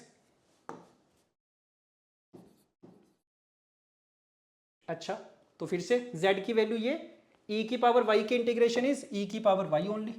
सो ये e की पावर y प्लस सी आ गया. यस, और t को tan x पुट कर दिया. दिस इज अगेन e की पावर y प्लस सी. तो चेक कर लेना क्या वैल्यू आएगी फिर. c जीरो आ जाएगा क्या? जीरो ही आना चाहिए. मुझे पहले ही लग रहा था वो तो हमें कि ये जो कांस्टेंट टर्म है ना एक्स्ट्रा, ये प्रॉब्लम क्रिएट कर रही है. तो e की पावर 8 अल्फा यहाँ से तो आ नहीं पाएगा. तो अब लग रहा है सही चल रहा है मामला. x को पाई बाय 4, y को 0 पुट करा, c की वैल्यू हमारी 1 आ गई है. Good good good. Yes, so c is equal to 0. और अब मैंने अगर ये चीज पुट करी है ना, so what I am getting, let's see, e की power minus alpha upon tan pi by 6, तो ये √3 हो गया, इज इक्वल टू e की power alpha. Yes, so e की power 2 alpha is equal to √3 आया. बन गई बात. यस, ये गलत है जो भी लिखा गया. ठीक बात है. e की पावर 2 अल्फा की वैल्यू आ गई. e की पावर 8 अल्फा पूछा गया था. दोनों साइड पे पावर 4 रेज कर देंगे, आंसर आ जाएगा. तो √3 की पावर 4, 3 का स्क्वायर 9 आ गया. कैलकुलेशन एक बार फिर से चेक कर लेना, हो सकता है फिर भी कोई गलती हो. वेरीफाई कर लेना एक बार खुद से करके. यस, क्या सीखा हमने कि पहले तो सब्सटीट्यूशन करनी पड़ी हमें. तो जैसे इंटीग्रेशन में होता था, देख के हमें ऑब्जर्व करना पड़ता है कि भाई किसकी सब्सटीट्यूशन करके सिंप्लीफाई हो पाएगा, वैसे ही डिफरेंशियल इक्वेशन में भी किसी किसी क्वेश्चन में करना पड़ेगा. और जब हमने डिफरेंशिएट करा, सॉरी सब्सटीट्यूशन करा, उसके बाद वो बर्नौलीज में कन्वर्ट हो गया. अब ये बड़ी ज्यादा इंपॉर्टेंट फॉर्म है बर्नौलीज, इसको मैं याद रखूंगा. यस, खूब क्वेश्चंस में पूछी जाती है और ये जनरली हम लोग मिस कर देते हैं काफी बार. So this is very very very important. और बर्नौलीज हमेशा लीनियर में रिड्यूस हो जाएगी ultimately. Right, okay, let us look at the next question. Let y is equal to yx is the solution of the differential equation. Differential equation given है, c की value find करने के लिए condition भी है, इसकी वैल्यू पूछी गई है. बताओ देख के कोई स्टैंडर्ड फॉर्म अगर बन रही हो तो. स्टार्ट हो जाओ वेरिएबल सेपरेबल से. वेरिएबल सेपरेबल नहीं बनेगी, होमोजीनियस नहीं बनेगी, लीनियर x में भी नहीं बन सकती, y में भी नहीं बन सकती, पावर 3 चल रही है.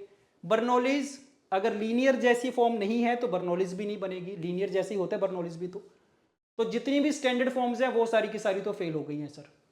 वेरिएबल सेपरेबल बन सकती है क्या? Reducible two variable separable. क्या था उसमें कि f of ax plus by plus c, x और y का लीनियर फंक्शन होना चाहिए, वैसा कुछ है क्या? नहीं, वैसा एग्जैक्टली तो नहीं है sir. Reducible two variable separable में क्या होता है ना, देखो एक बार ध्यान से. रिड्यूसिबल टू वेरिएबल सेपरेबल में कौन सी फॉर्म सीखी थी हमने? जो स्टैंडर्ड फॉर्म होती है वो ये वाली होती है कि एक तरफ dy बाई dx होता है, एक तरफ x और y का लीनियर फंक्शन होता है. तो हमने कहा था इसको टी पुट कर दिया जाता है, बात बन जाती है. अब यहां पे ऐसी सिचुएशन तो नहीं है, बट फिर भी एक चीज मैं नोटिस कर पा रहा हूं कि सर x प्लस वाई यहां पे भी है और यहां पे भी. तो बात बन गई है जैसे पिछले क्वेश्चन में हुआ था, tan x रिपीट कर रहा था, बार बार 2 बार रिपीट हो रहा था, हमने उसको सब्सटीट्यूट कर दिया. सिमिलर चीज यहां पे भी तो कर सकते हैं ना. ये चीज दोनों जगह रिपीट हो रही है, इसको टी पुट कर देते हैं. और यहां से भी मैं थोड़ा सा रिलेट कर पा रहा हूं कि सर जब भी x और y का लीनियर फंक्शन होता है उसकी सब्सटीट्यूशन करी जा सकती है. तो वही सिचुएशन यहां पे भी बन रही है. तो पहला थॉट तो यही आ रहा है, पहला हिंट तो यही मिल रहा है, क्योंकि सारी स्टैंडर्ड फॉर्म्स तो हमारी वैसी फेल हो चुकी है. तो यहां से स्टार्ट करके देखूंगा मैं. तो let us try by putting x plus y is equal to t. Derivative इसका कितना बनेगा? x के रिस्पेक्ट में जब मैं डिफरेंशिएट करूंगा ये बनेगा.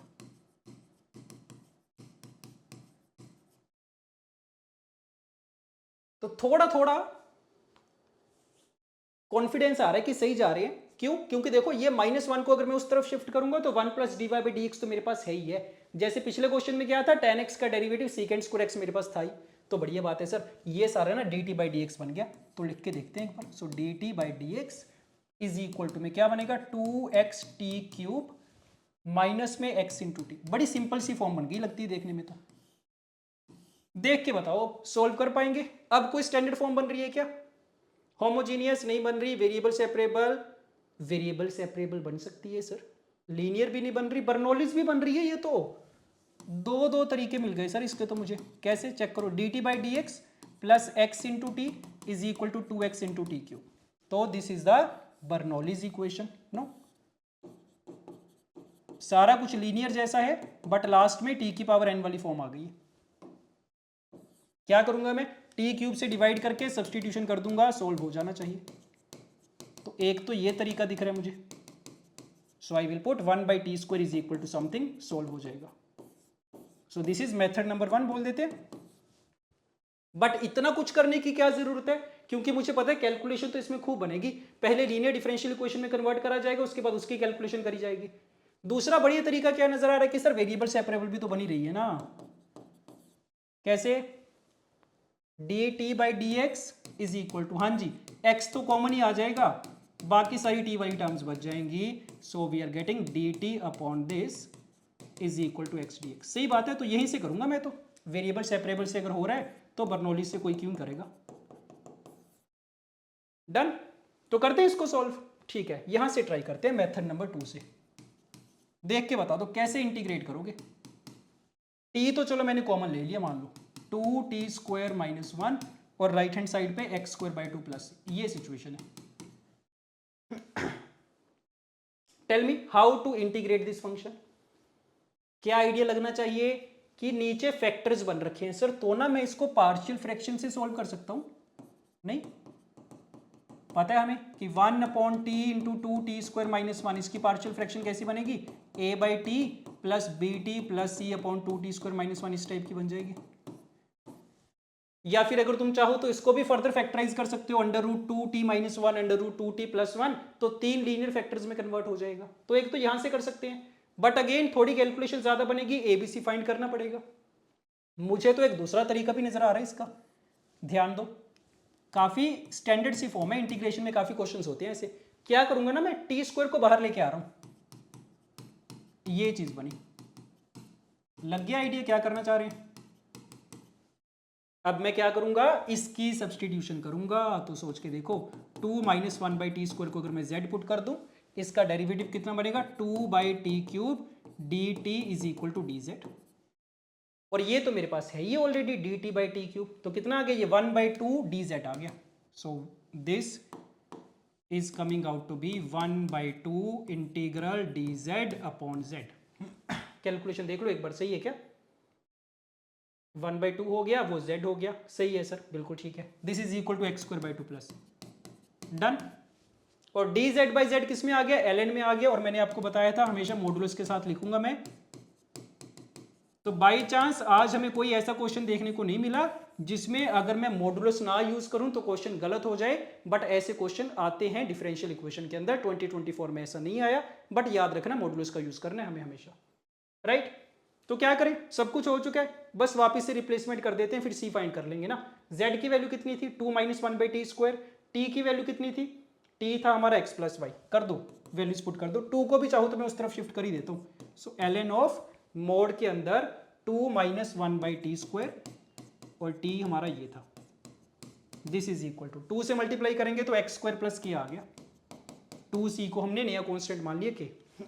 ठीक बात है, okay. Now let us find the value of k। कहां से पास कर रहा था, x = 0 y = 1 से। पुट करके देखो क्या आ रहा है, x को 0 रखा, y को 1, ये 1 हो गया, ln 1 0 हो गया, ये 0, k की वैल्यू तो 0 आ गई है, डन।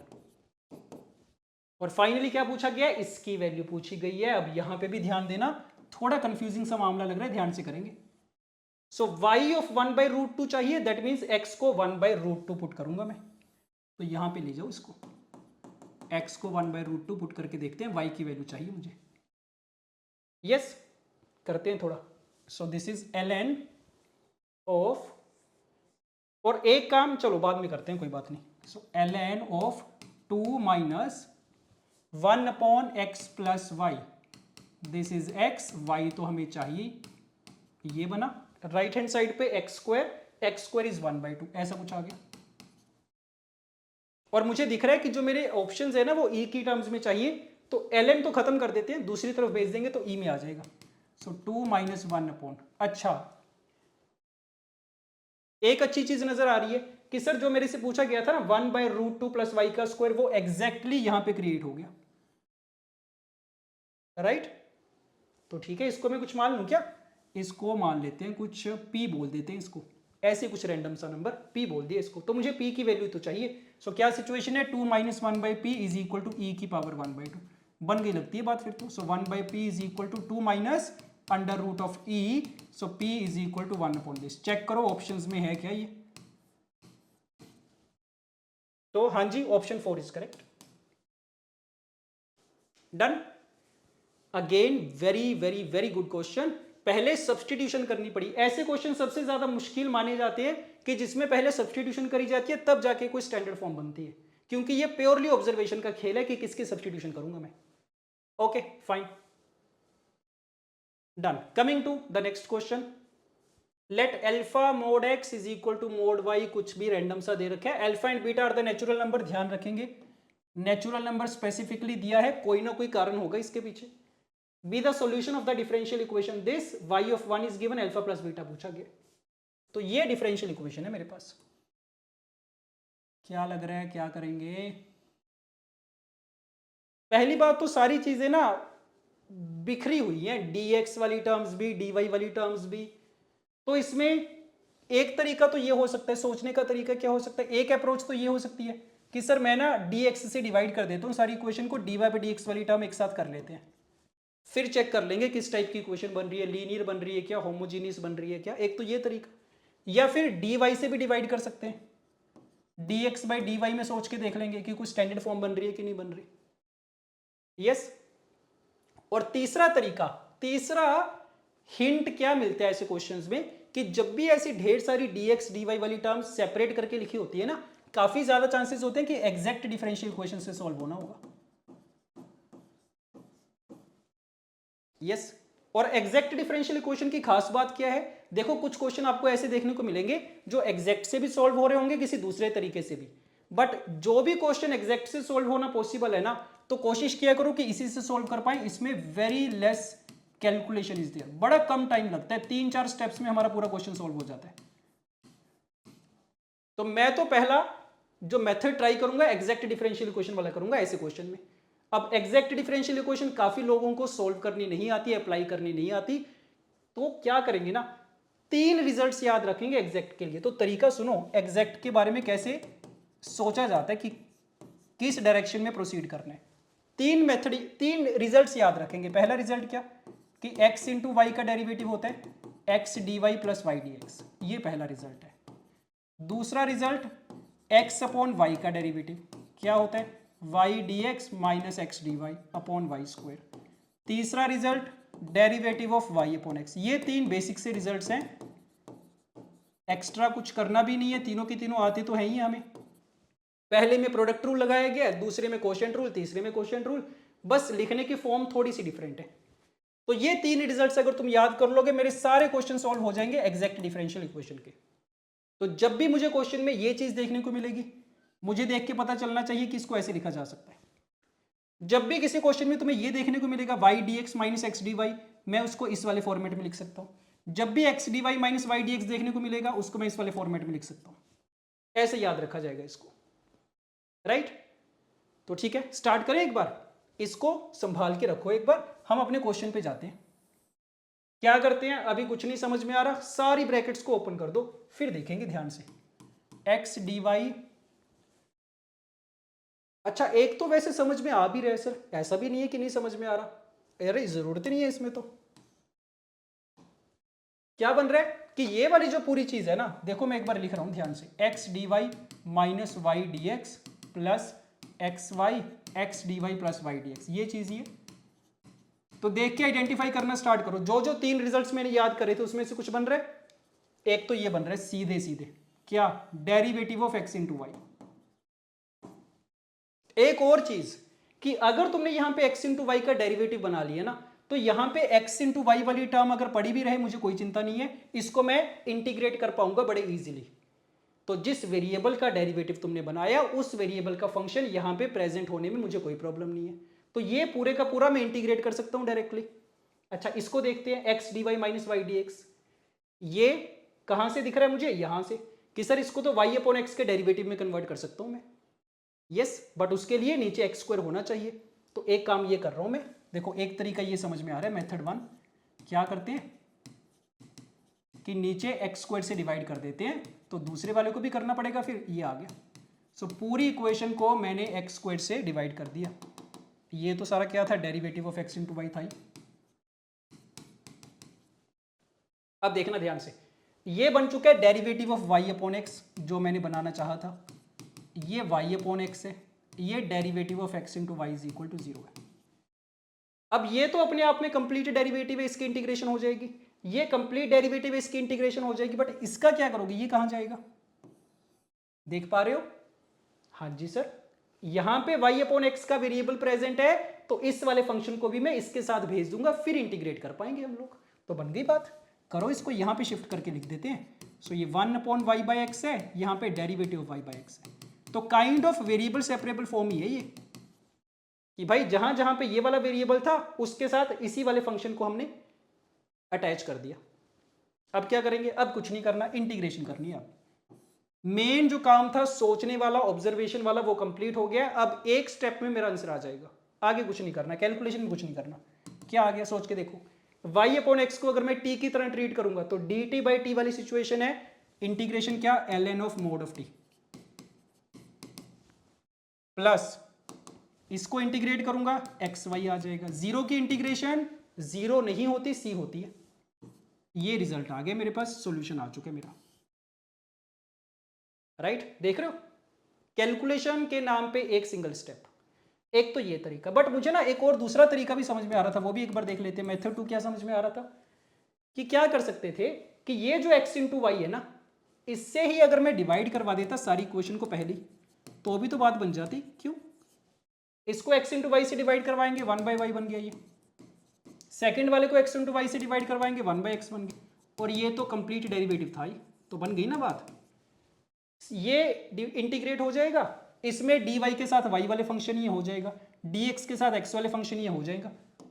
तो एक ही स्टेप में हो गया, ये तो और भी ज्यादा इजी हो गया फिर। राइट, तो कर दो इंटीग्रेट। 1 अपॉन वाई का क्या आ गया, ln मोड ऑफ y, ये आ गया ln मोड ऑफ x, ये आ गया xy, ये आ गया c। तो सेम ही चीज आ गई ना, ln की प्रॉपर्टी लगा दो, ये आ जाएगा। तो सॉल्यूशन मेरे पास आ चुका है। नेक्स्ट स्टेप देखते हैं क्या पूछा गया था, c की वैल्यू फाइंड करनी है, करके देखते हैं। So x is equal to 1, y is equal to 2 दे रखा है। कैलकुलेशन वाला पार्ट बचा, कर देते हैं जल्दी से। यस, सो क्या बनेगा ये, ln 2 plus 2 is equal to c। c की वैल्यू ऐसी कुछ आ गई है खतरनाक सी, ln 2 plus 2 is equal to c। और c की वैल्यू जब पुट करेंगे, फाइनली जो सॉल्यूशन आएगा कैसा दे रखा है, इस वाले फॉर्मेट में दे रखा है। तो चेक करो, c की वैल्यू पुट करके ये वाला फॉर्मेट बनाया जा सकता है क्या। So let us see, so we are getting ln mod of y by x plus x y is equal to 2 plus ln 2। ये चीज है, राइट।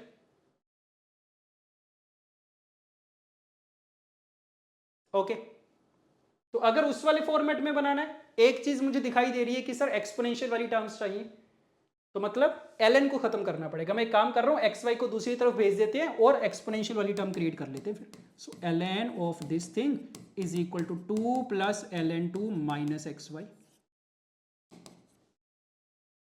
यस, तो क्या बना ये, mod of y by x is equal to e की power में 2 plus ln 2 minus x y, ऐसा बन गया। चल रहे हैं क्या सही डायरेक्शन में, साथ साथ में देखते जाना भाई। मुझे तो e की पावर प्लस एक्स वाई चाहिए सर, मेरे पास माइनस एक्स वाई आ रहा है। और वैसे भी मुझे तो mod x upon mod y चाहिए ना, तो मैं काम करता हूं, इसका रेसिप्रोकल कर रहा हूं मैं। So mod of x by y लिख देते हैं, रेसिप्रोकल करेंगे तो पावर माइनस में हो जाएगी। अब लग रहा है सही जा रहे हैं, ठीक बात है। तो मोड वाई भी दूसरी साइड पे चाहिए, दूसरी साइड पे शिफ्ट कर देते हैं। So mod x is equal to mod y, e की पावर में क्या चाहिए, एक्स वाई माइनस बीटा। तो मुझे सोच के बताओ, क्या इस सारे को बीटा बोला जा सकता है, 2 प्लस ln 2 को। ऐसे तो लग रहा है कि mod x is equal to mod y into e की power x y minus 2 plus ln 2। तो क्या ये बोल सकते हैं कि ये पूरा बीटा हो गया। नहीं, बीटा नहीं बोल सकते सर, क्योंकि बीटा तो नेचुरल नंबर था, तो गड़बड़ हो गई है। नेचुरल नंबर चाहिए था वहां पे तो मुझे। तो क्या करें, थोड़ा और ढंग से सिंप्लीफाई करके देखते हैं। तो अगेन कैलकुलेशन थोड़ी ध्यान से करनी पड़ती है ऐसे क्वेश्चंस में। देखना ध्यान से, एक चीज समझ में आ रही है कि ये जो ln वाली टर्म है ना, ये तो e की पावर के साथ एडजस्ट हो जाएगी। सो इसको मैं ऐसे लिख सकता हूँ e की power xy minus 2 into e की पावर माइनस ln2। लग रहा है बात बन गई है। क्या करेंगे, ये वाला जो माइनस है सर पावर में शिफ्ट हो जाएगा, तो e की पावर ln 1/2 बन गया, उसकी वैल्यू तो 1/2 ही होती है, तो दिस कंप्लीट थिंग बिकम्स 1/2, और ये 1/2 इस तरफ जाएगा, तो we are getting 2 times mod of x is equal to mod of y e की पावर xy माइनस 2। डन। अब सही चीज बन गई हमारे पास। यस, चेक करो, अल्फा की वैल्यू 2, बीटा की वैल्यू 2, डन, परफेक्ट। अल्फा 2 आ गया, बीटा 2 आ गया। तो क्वेश्चन सॉल्विंग में उतनी मेहनत नहीं लगी जितना उस पर्टिकुलर फॉर्मेट में बनाने में लगी हमें। कोई बात नहीं, ठीक बात है। तो एग्जैक्ट डिफरेंशियल इक्वेशन के बारे में होपफुली थोड़ा सा आइडिया लगा होगा कि भाई मुझे 3 ही तो रिजल्ट्स याद रखने, सारे क्वेश्चन मोस्टली इसकी हेल्प से सोल्व हो जाएंगे। जो इसकी हेल्प से नहीं होंगे उसमें देख के डायरेक्टली तुम्हें ऑब्जर्वेशन से पता चल जाएगा, बट एक्स्ट्रा मुझे कुछ भी याद रखने की जरूरत नहीं है। Done, okay. One last question, one final question, बढ़िया क्वेश्चन है। Suppose the solution of the differential equation, ये डिफरेंशियल इक्वेशन है, represents a circle passing through the origin. ठीक है, सर्कल की इक्वेशन का तो आइडिया है ही हमें।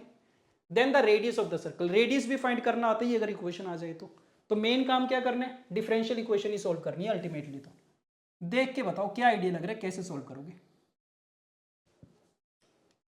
कोई स्टैंडर्ड फॉर्म नजर आ रही हो आपको? वेरिएबल सेपरेबल नहीं है, होमोजीनियस नहीं है, लीनियर नहीं है, बर्नौलीज नहीं है, रिड्यूसिबल टू वेरिएबल नहीं है, रिड्यूसिबल टू होमोजीनियस जैसा कुछ कुछ लग रहा है मुझे। नहीं, क्या सीखा था मैंने reducible to homogeneous differential equation में? क्या फॉर्म थी उसकी, dy बाई डी एक्स, ऊपर भी x और y का लीनियर फंक्शन, नीचे भी x और y का लीनियर फंक्शन। याद आया? तो उसी टाइप का चीज है सर ये, तो ऊपर भी x y का लीनियर फंक्शन है, क्योंकि ये जो अल्फा बीटा गामा है ये तो सारे कांस्टेंट नंबर्स ही होंगे, तो ऊपर भी एक्स वाई का लीनियर फंक्शन है, नीचे भी एक्स वाई का, तो ये बन रहा है होमोजेनियस डिफरेंशियल इक्वेशन। क्या करना होता था इसमें, याद करो, इन दोनों इक्वेशंस को सॉल्व किया जाता था और उसका जो इंटरसेक्शन पॉइंट आता था उसकी हेल्प से सब्स्टिट्यूशन करी जाती थी। तो ये तरीका है मेरे पास। नहीं, इसको सॉल्व करके एक्स और वाई की वैल्यू आएगी। क्या लग रहा है, ये वाला तरीका यहां पे फॉलो करने का मन कर रहा है? नहीं, बिल्कुल ही नहीं कर रहा। ये तो मेरे पास नंबर्स है ही नहीं है सर, अल्फा बीटा गामा की टर्म्स में चल रहा है। कहां बैठ के सिंप्लीफाई करेंगे इसको, कहां इंटरसेक्शन पॉइंट फाइंड करेंगे? और यहां पे अगर नंबर्स दे रखे होते हैं फिर भी मेरी कैलकुलेशन इतनी ज्यादा बन जाती है, इसमें तो कोई हद ही नहीं है, पता नहीं कहां तक चली जाएगी। तो ये तो ना बिल्कुल भी प्रैक्टिकल तरीका नहीं नजर आ रहा। मेथड 1 तो ये हो गया, but this is not practical at all.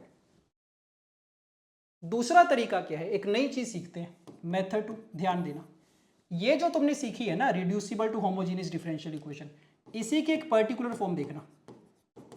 अगर ऐसी सिचुएशन हो, ऊपर एक्स और वाई का लीनियर फंक्शन है, नीचे भी एक्स और वाई का लीनियर फंक्शन है, बट वो इस तरीके का है।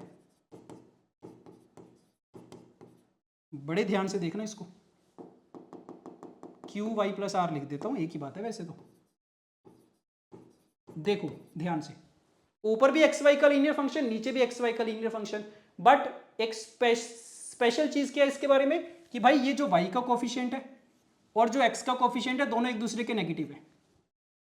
So whenever we have this kind of a situation, जो कि यहां पे भी है, y का कोफिशिएंट x का कोफिशिएंट दोनों एक दूसरे के नेगेटिव है, उस केस में मुझे ये पूरा प्रोसेस करने की नहीं जरूरत है। I will always follow the exact differential equation वाला तरीका।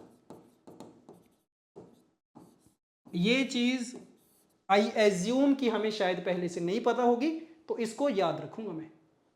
ठीक बात है, तो करके देखते हैं एग्जैक्ट डिफरेंशियल इक्वेशन से कैसे करेंगे, इसी क्वेश्चन को करके देखते हैं। डन, पता चलेगा। तो अगर मुझे एग्जैक्ट से करने तो क्या करेंगे, सारी क्रॉस मल्टीप्लाई कर लेते हैं पहले। सो मेथड 2 से कर रहा हूं मैं, एग्जैक्ट डिफरेंशियल इक्वेशन से कर रहा हूं। Let us try. कर दो cross multiply, beta x d y, ध्यान से करते जाना, -2 alpha y d y, minus ये सारा क्या है, ये तो कांस्टेंट नंबर ही तो है ना कुछ के मान लूं क्या इसको, बार बार क्या ही लिखेंगे इसको, के मान लिया मैंने। So k times d y, right hand side पे चेक करो, dx से मल्टीप्लाई करूंगा मैं। So 2 plus alpha x dx minus beta y dx plus 2 dx। कुछ दिखना स्टार्ट हुआ?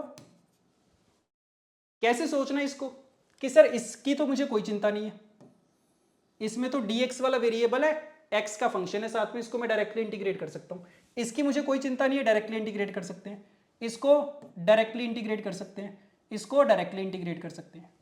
प्रॉब्लम कौन कौन क्रिएट करेगा? एक तो ये वाली टर्म क्रिएट करेगी कि भाई dy के साथ x वाली टर्म है, एक ये प्रॉब्लम क्रिएट करेगा। तो ये जो दोनों टर्म्स हैं इनका कुछ सॉल्यूशन है क्या मेरे पास? दिख रहा है? हाँ जी दिख रहा है सर। इसको अगर मैं इस तरफ लेके जाऊंगा क्या बन गया? ये बीटा के साथ x dy plus y dx बन गया। ये तो हमारे काम की चीज होती है ये तो, नहीं? तो बाकी सारा कुछ तो मैं ऐसे लिख रहा हूं, एक बार सारा कुछ लेफ्ट हैंड साइड पे शिफ्ट कर दिया मैंने। कैलकुलेशन देखनी पड़ेगी आपको, ये सिचुएशन है। अब मेरा क्वेश्चन सोल्व हो गया। ये मुझे पता है एग्जैक्ट डिफरेंशियल इक्वेशन में जो मैंने 3 रिजल्ट सीखे थे, ये क्या था? x इंटू वाई का डेरिवेटिव था।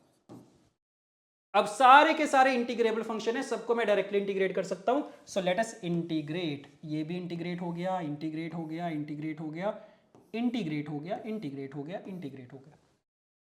डन कर दो। कैलकुलेशन वाला पार्ट ध्यान से करेंगे। बीटा इसका इंटीग्रल एक्स वाई ओनली, इसका इंटीग्रल -2 अल्फा, वाई की integration y square by 2 minus k times y -2 plus alpha x square by 2 -2x is equal to constant. ये मेरे पास इक्वेशन आ गई है सोल्व करके। और मुझे क्या गिवन था कि भाई ये सर्कल की इक्वेशन है पासिंग थ्रू द ओरिजिन। अच्छा ओरिजिन से भी पास कर रहा है तो मतलब x equal to 0 y equal to 0 से पास कर रहा है, तो लो c की वैल्यू भी आई गई है, इसका काम तो खत्म है, इक्वल टू 0 है। अब बता दो क्या करें आगे? सर्कल का रेडियस फाइंड करना था। कैसे फाइंड करोगे सर्कल का रेडियस? पहला काम तो क्या करना है कि सर पहले इसको सर्कल की इक्वेशन बनाना तो पड़ेगा। क्या कंडीशन होती है सर्कल की इक्वेशन बनने के लिए? 2 कंडीशंस होती हैं। एक तो एक्स स्क्वायर का coefficient should be equal to y square का कोफिशिएंट, और दूसरी कंडीशन एक्स वाई का कोफिशिएंट इज 0। ये 2 कंडीशंस है ना, तो ये 2 कंडीशन लगा के देखते हैं क्या आएगा मेरे पास। Let us try. So x y का कोफिशिएंट 0 होना चाहिए, बीटा 0 हो गया डायरेक्टली, राइट? एक्स स्क्वायर का कोफिशिएंट कितना? ये -2 plus alpha by 2 equal to y square का कोफिशिएंट कितना? माइनस अल्फा, ऐसा कुछ आ रहा है शायद। So we are getting 2 plus alpha is equal to 2 alpha, that means alpha की वैल्यू 2 आ गई। अल्फा आ चुका है, बीटा आ चुका है, इससे सर्कल बन गया ये। यस तो पुट कर देते हैं वैल्यूज, देखते हैं क्या बनेगा। So finally what are we getting? ये सारी चीज होगी ये 0, ये -2 वाई स्क्वायर बना, देखते जाना एक बार, माइनस के वाई, के लिख रहे हैं इसको एक बार, माइनस ये 4 -2x square -2x equal to 0, ऐसा कुछ आ रहा है। सारा कुछ माइनस माइनस में आ गया क्या? कोई नहीं, चलो देख लेते हैं। सो -2 से अगर मैं डिवाइड करूंगा सारी इक्वेशन को, x square plus y square plus x plus k by 2 into y is equal to 0, ऐसा कुछ आ गया। और के क्या था हमारा? याद करो, के था बीटा इंटू गामा -4 अल्फा। अब गामा की वैल्यू तो आई नहीं सर मेरे पास, सिर्फ अल्फा और बीटा है। अच्छा बट ठीक है, बीटा तो वैसे ही 0 के बराबर है तो बात ही बन गई फिर। सो बीटा को अगर 0 रखूंगा, के की वैल्यू -4 अल्फा -8 आ गई है। Yes, so finally the equation of the circle that we are getting is x square plus y square plus x. ऐसी इक्वेशन आ गई है, चेक कर लो एक बार। तो मेन तो काम यही था, एग्जैक्ट डिफरेंशियल इक्वेशन वाला कंसेप्ट तो यही था। उसके बाद तो कैलकुलेशन चल रही है, सर्कल बना दिए, उसको रेडियस फाइंड करने की ट्राई कर रहे हैं। तो सेंटर कहां पे होगा इसका? -g, -f, -1/2, 2, और रेडियस कहां पे होगा? √g² प्लस f² - c, √17/2 आ गया। चेक करो ऑप्शंस में है क्या? Yes, option 4 is correct. था ना मजेदार क्वेश्चन? और ऐसा क्वेश्चन एक आधा ही देखने को मिलता है। यस, और इसीलिए ये वाली फॉर्म्स हमें पता भी नहीं होती। तो नेक्स्ट टाइम से मैं याद रखूंगा भाई कि अगर तो अच्छी भली फॉर्म्स है, नंबर्स वगैरह दे रखे हैं मुझे, फिर तो यहां से तरीका फॉलो कर सकते हैं। बट जब भी ये दोनों चीजें एक दूसरे के साथ सेम होंगी, I will always go for the exact differential equation. Done. तो इसी के साथ ये सेशन हमारा कंप्लीट है। होपफुली कुछ चीजें सीखने को मिली होंगी। मोस्टली वेराइटीज हमने कवर कर ली है। तुम अगर नोटिस करो, एक एक क्वेश्चन करके अगर तुम रिवाइज करने बैठोगे ना, तुम नोटिस करोगे कि भाई सारा कुछ ही कवर कर लिया हमने। जितनी भी फॉर्म्स बन सकती थी सारी कवर हो गई है हमारी। डन, ठीक बात है। और इसके अलावा अगर आपको एडिशनल प्रैक्टिस की जरूरत है from this chapter, topic wise questions की अगर आपको प्रैक्टिस करनी है फ्रॉम द प्रीवियस ईयर्स, कि सर डिफरेंशियल इक्वेशन के अंदर भी ना ऑर्डर एंड डिग्री वाले क्वेश्चन करने हैं, वेरिएबल सेपरेबल फॉर्म होमोजीनियस, तो you can go to the Marks app, यहां से आपको टॉपिक वाइज क्वेश्चंस मिल जाएंगे of every chapter, right? Okay, so this is it for now, thank you, bye bye.